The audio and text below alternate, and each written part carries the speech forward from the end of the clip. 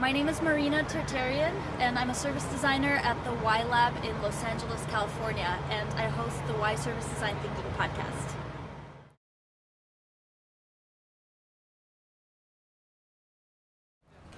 I was introduced to service design a few years ago, and it's actually my second career. I started off in marketing, and I discovered service design through the Global GovJam actually. And I attended, and I completely fell in love with the field. I often joke that I love service design so much I want to marry it and introduce it to my grandmother. And I think it's this enthusiasm for design that I see in the service design community that makes it what it is today.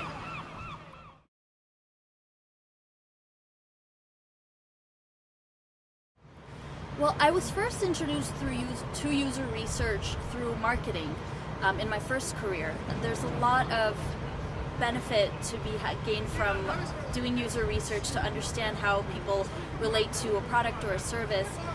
And a lot of it is traditionally used in business for marketing insights and then using that to promote a company or a product or service or an idea. So the concept of user research certainly wasn't new. And I especially connect with it because I love talking to people. I love understanding what people want, what they're trying to accomplish. So that's definitely one of the highlights of service design for me.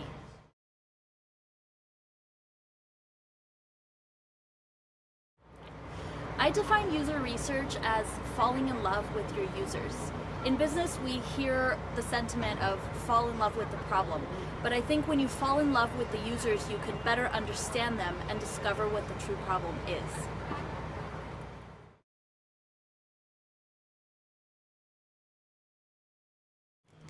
There's so many benefits to user research. For me, the biggest one is understanding the human layer behind anything that you're trying to do. A lot of times with research, I'll connect with people in a way that I may not have otherwise.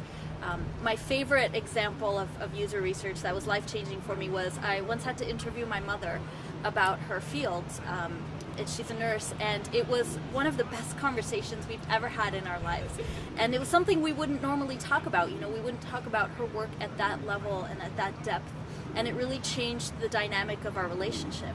And I love just getting to do that not only with people that I know and care about, but also with strangers, because it opens up this completely different level of human connection that goes beyond any project or any business that I'm working with.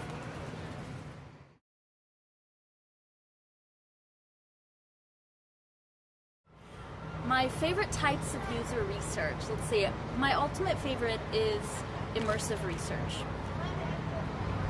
You get a lot of great insights from interviews, but you get the best insights from observing people and really being there with them in their natural environments.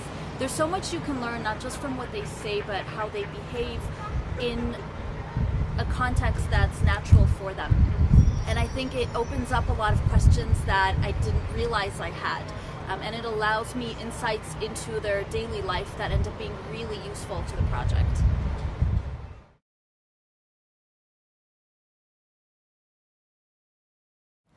User research is fun, but it does usually take a while to get comfortable, to help get people comfortable enough to share, right? Because we're trying to get these really in-depth insights and to have sometimes strangers, a lot of times strangers, talk to us like we're old friends.